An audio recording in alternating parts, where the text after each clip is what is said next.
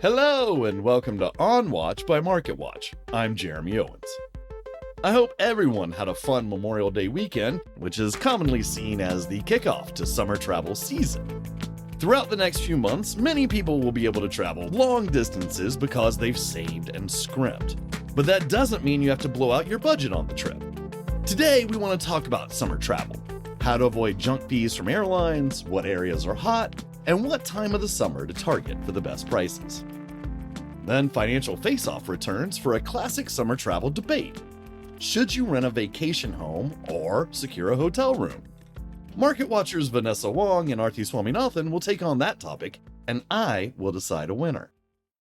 Plus, we'll take a quick look at the news stories we're watching right now and how they'll affect your wallet.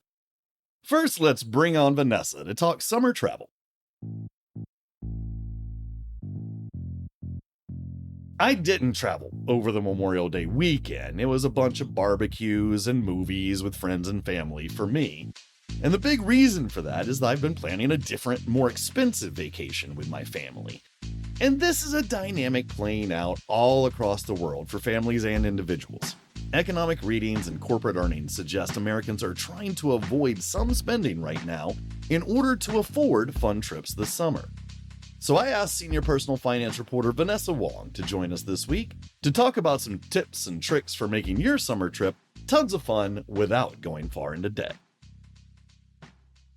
Well, Venessa, it's summer travel season, and what we've seen in terms of consumer spending habits is we are all willing to spend on travel this summer. And there's some thought that some of the discretionary spending changes we've seen in the past couple of months, Starbucks, McDonald's CEOs talked about how people are kind of skipping out on some of the spending they've been doing. Some of that might be to save for this summer travel season. Have you seen that? Have you heard anything about that so far? Yeah, there's a lot of pent-up demand for travel. People are obviously still recovering from all of the pandemic-related lockdowns. A lot of trips were delayed. I think people are finally feeling like travel is safe again. However, prices are obviously very expensive right now for basically everything. So I think people who are hoping to make those trips have been trying to find a way to make travel fit within their budgets, even if it means a simpler trip or a slightly pared down trip. A lot of people are, for example, driving for their vacations this year instead of flying. We are still seeing, however, greater interest in travel with higher income consumers who obviously have a little bit more flexibility with their money than moderate and lower income people. Yeah, when you're planning a summer trip, as I've been doing already, I just nailed down most of mine. I still have a couple hotel rooms and things to figure out for parts of it. But the biggest input and the thing you really have to lock down first is airfare. And you've had a couple of stories come out about how airfare is looking this summer. It looks like it might be slightly cheaper than last summer. Part of that is getting rid of junk fees, but you're still going to run into a lot of fees. Kind of talk to me about where that's headed right now and what we're experiencing as we're trying to buy airfare. Yeah, Kayak did a study, and I had to rub my eyes because I didn't believe it because everything has become more expensive, right? But what their study shows is that flight prices are down this summer compared to last year. So domestic fares are down about 13%. International flights out of the US are down by about 3%. So that's the best news I've heard for consumers in a really long time. Yeah, well, let's make sure to say that Kayak is trying to sell airplane tickets. So there should be a little bit of a skeptical eye on that. But I will tell you that I have actually experienced that. I just bought tickets for my family of four to fly to the East Coast and back. I managed to get it under $1,400, which, I fly from the West Coast to the East Coast a good bit. That was a very good price. And I was extremely excited to manage to do that. Yeah, it's also relieving to me. I feel like everyone has sort of an anecdotal experience of this, but when I was searching for flights during spring break, it was prohibitively expensive for me to get out of New York City because everybody who has a kid was trying to get to a beach or something. So we had to wait and, we might hold off and just do something this summer instead, since it does look like flights are easing up a little bit, which is really nice. Yeah, and you had some tips and tricks to get people cheaper airfare.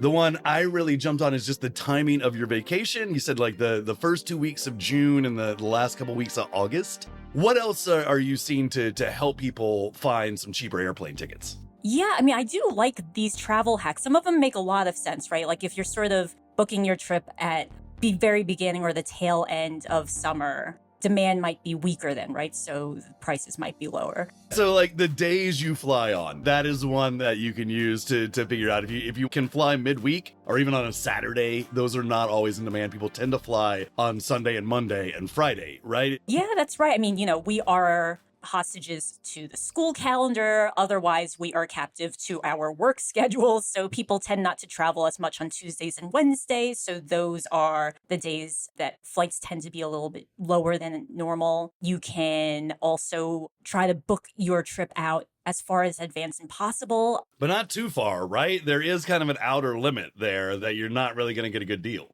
There's a sweet spot that's about 21 to 73 days this year where flights have been the cheapest. So once you're about, 3 months-ish towards a vacation plan, maybe you could start looking at fares just to get a sense of what the prices look like.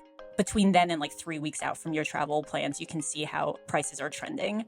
There are also tools you can use to gauge prices. So the Explore tool on Google Flights lets you see a ton of options. You don't have to even enter in a specific destination or date in mind. Google will just sort of like tell you what prices are for things based on like where you are or what is showing up first in their algorithm, and might give you some inspiration or ideas based on what your budget is. And the other tip is to try to book your trip on a Sunday, as in make the reservation and the transaction on a Sunday. And beyond trying to find deals, you want to avoid fees.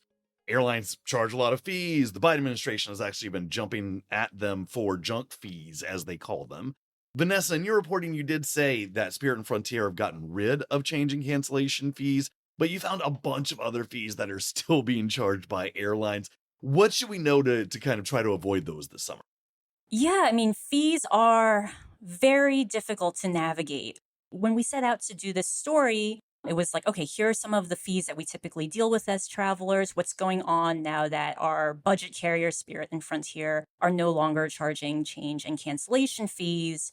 We asked the airlines to sort of just give us the dollar figures on what their charges are for these specific expenses. They basically just sent us to their websites and told us to figure it out on your own. And the reason it's difficult to understand is that there are different terms based on the tier of ticket that you bought.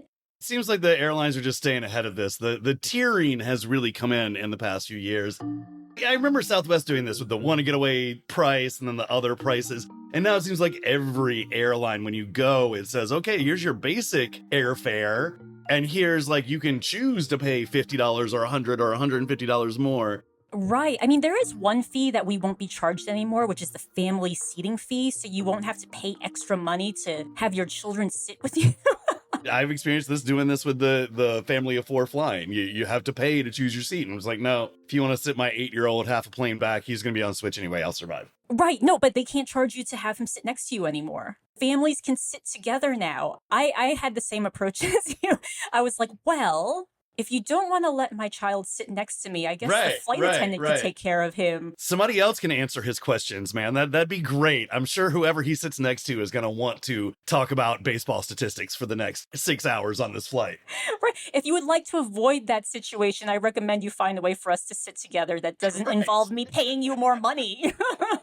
But, for those who want to avoid all of that, there is a road trip. You mentioned that a lot more people are doing road trips. We definitely saw that over the Memorial Day weekend. It was expected to be the biggest travel Memorial Day weekend we've seen in a long time, according to AAA. And so you can do that, but you're going to deal with gas prices at that point. And gas prices always increase right about now and through the summer as people take those big road trips. So AAA was expecting a lot of people to hit the road Memorial Day weekend. Their projection was for 38.4 million people to travel by car. They were also expecting 3.1 million air travelers. So it's just like a lot of people moving around America to try to get some R&R.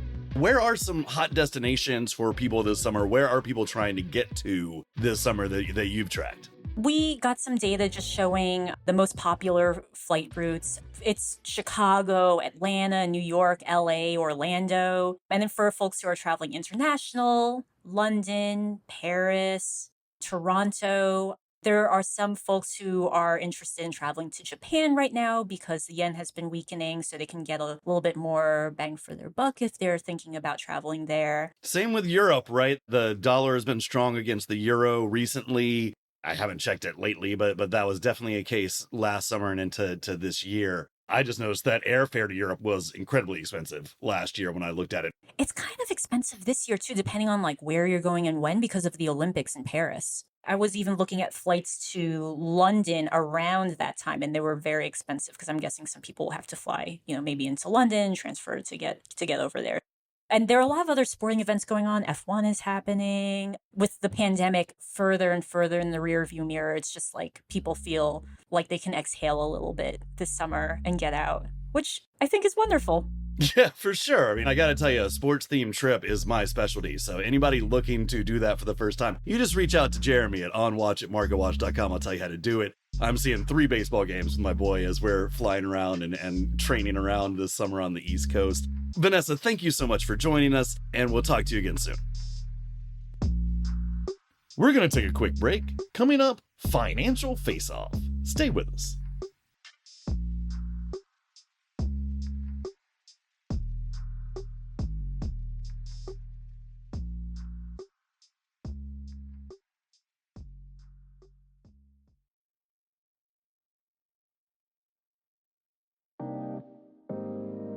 Welcome back to On Watch by MarketWatch. Before the break, we talked with Venessa Wong about how to find summer travel deals. And Vanessa's going to stick around for this next segment, a classic debate with MarketWatch real estate reporter Arthi Swaminathan. You may have noticed in our previous segment that we talked about a lot of things involving summer travel, but left out one critical expenditure for any trip, and that's lodging. Well, now we're going to bring that into this financial face-off, Airbnbs versus hotels. Today, to argue these two sides, we have Venessa Wong and Arthi Swaminathan. Welcome to the show, guys. Thanks for having us. Thank you for having us, Jeremy. So look, here's how Financial Face-Off works. Both contestants will get to make their argument for the best financial decision between these two sides. Then I will ask each of them a follow-up. At the end, I will make my judgment, which I'm sure all participants and listeners will support without disagreement. And what we have today is Venessa arguing for hotels and Arthi arguing for Airbnbs. Arthi, please tell us why it's better to stay at an Airbnb than a hotel. Yes, of course. So I have 3 main reasons why I consider an Airbnb to be superior to staying in a hotel, okay? The first reason is the fact that Airbnbs can just accommodate far more people under the same roof.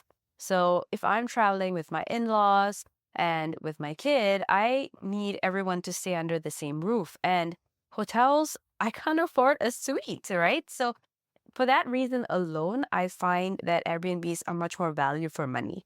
And the second reason is because most Airbnbs come with a kitchen.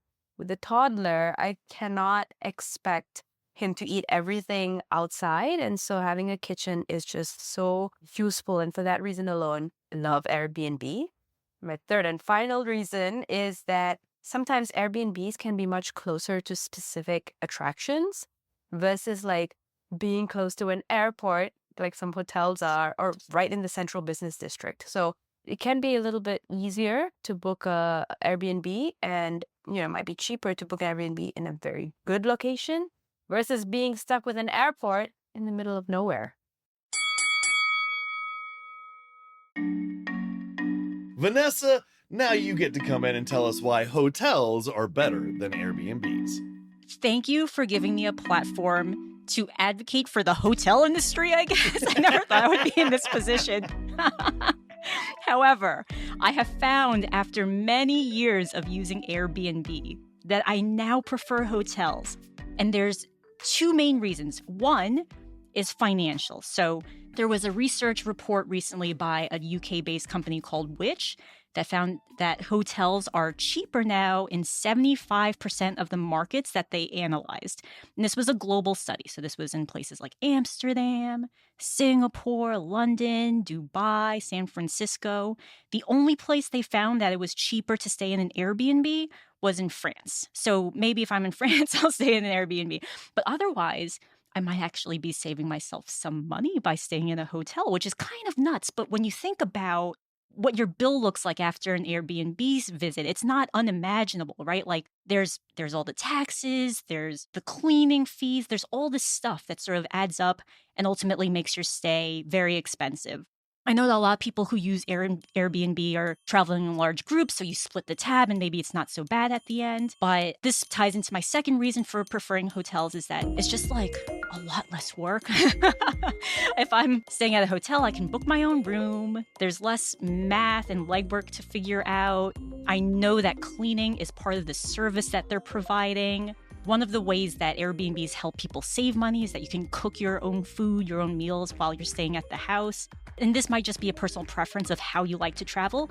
I do not want to cook and clean while I'm on vacation. I am on vacation. I've saved money for someone else to do that for me for a couple of days. So I just want to rock up to a place that's reasonably clean, has cable TV, and I can just relax and feel taken care of for a few hours before I get back to my regular routine. Okay, excellent arguments, market watchers. Now it's my time to poke holes in it. Arthi, many of the things you mentioned, as in, you want a kitchen, you want more space, you have a lot of people, it seems like there are hotel rooms that can accommodate. You mentioned a suite. Many suites come with at least a mini kitchen. A lot of these hotels will offer you free continental breakfast, at least sometimes free food all day. So, how is that different? How is an Airbnb better than just a larger hotel room? And how do you combat the cost stat that Vanessa brought in? Yeah, so I think the difference with the hotels is that they have like so many issues with like add-on fees, right? So the breakfast is not a guarantee. And also like if you are sort of bringing a big family, how can they accommodate like seating 8 people at breakfast without having to wait for a long time? So for those reasons, I find it just more convenient to be at an Airbnb. Now, bear in mind, when we travel, we do a combo. So we stay sometimes at hotels and sometimes at Airbnbs. And they have found that consistently hotels put us on different floors, or like it's just unnecessary inconvenience that you need to tap your card on the elevator to get to a different floor. It's just very annoying little things that really add up. When I went to Kyoto, we stayed at an Airbnb and it was superior to a hotel because of the host. In the morning, they made us green tea and they explained to us like what each cup means. And so the first cup goes to the guest, the second cup goes to the dad or whatever. They're like a hierarchy of things. And the fact that we were in a completely new country, nobody spoke English to us or pretended they didn't speak English. This guy sitting there serving us tea and making us feel so comfortable made me love Kyoto more than Tokyo, where we stayed in a hotel. Well, Vanessa, let me ask you a question real quick. A lot of times Airbnb hosts really know the neighborhood where their house is and can give you very personalized attention and advice for what to do while you're there. How do you combat that with a hotel that can be a lot more impersonal? Man, I feel like we were staying in Airbnbs in like alternate universes or something. So my experience with Airbnb hosts hasn't been universally positive. Let's put it that way. So the last time that I volunteered, that I sort of like suggested that we stay in an Airbnb was 2 summers ago. And that was sort of like my breakup moment with the platform. And I still haven't recovered it, right? Like I'm just still kind of heartbroken from that visit because our host was so hostile towards visitors and it wasn't us specifically. So when we got in, there was the manual, like the house rules book that most Airbnbs come with now, and was very, very big. And one of the first things that they established very clearly to their guests was that this house was not for parties. And if their neighbors complained about the noise or called the police, they would side with their neighbors, which is a sign that they put on all of their doors, the doors exiting the house. Now, this was a booking that cost more than $6,000 for the 3 families, so we split it. But for that amount of money to be treated with that kind of hostility just put the worst taste in my mouth. And I never wanted to stay in an Airbnb again. Also because we had paid a very generous cleaning fee for this place. And then we still had to run the dishwasher to completion. So the dishwashing cycle has to be done by the time we've left the house in case, I don't know, I guess anything malfunctions. We have to strip the beds. We have to put all of the towels and everything in the laundry room. We have to wipe down all of the countertops to make sure that there aren't crumbs anywhere because the ants might come. It's how you would prepare your house if you were leaving for the season, right? And I just felt that I didn't want to do any of this stuff on vacation. So, these were the rules that the host established. Yes, the book did provide a lot of recommendations of things to do in town. I could have just found those things on Google by myself. I guess that, it's a nice touch if you're looking for a little bit of personal interaction with the host. But I don't know. I didn't feel like there was any value add to any of the information that they were providing to us. Well, Venessa and Arthi, thank you so much for your arguments. I am ready to render my verdict. But first, let me say that all the listeners are very fortunate. You don't have to make this decision. And in real life, we don't have to make this decision. On my upcoming trip with my family, I'm actually staying at both Airbnbs and hotels. And the fact is, these different places, these different lodging options are better in some places and worse in others, and you can make your decision based on the place you're visiting and where you want to be in that place. But I will still have to say which one I agree with here, and I am going to say that in this argument, hotels win for summer 2024. And first, you heard data from Venessa on Airbnb's growing in price, being more expensive than hotels in a lot of cities right now. And I found that to be the case. That may not be the case for long. What we've seen here is Airbnb come in and disrupt hotels and be the better option for a while. And then now they're a public company. They have to make more money. They have to make profit. They have gotten more expensive. They have added more inventory. Well, hotels now are desperate for that business to come back to them, and they, in many cases, are a better deal. That pendulum may swing back very soon. I don't know. But summer of 2024, my verdict here is hotels.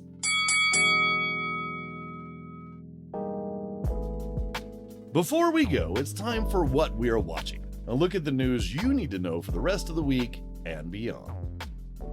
Consumer confidence in the economy is rebounding after a dismal start to the year.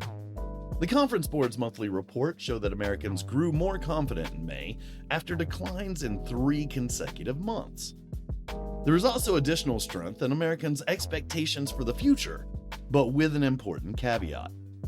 While confidence in what will happen during the next 6 months grew, it stayed below the line that typically indicates a recession is on the way for a 4th consecutive month. Homes are more expensive than ever, and there isn't much hope for relief. The Case-Shiller Index found that in both the 20 largest metro areas in the US and nationally, housing prices hit records in March. That is the 6th month out of the past 12 that national home prices have reached a new record.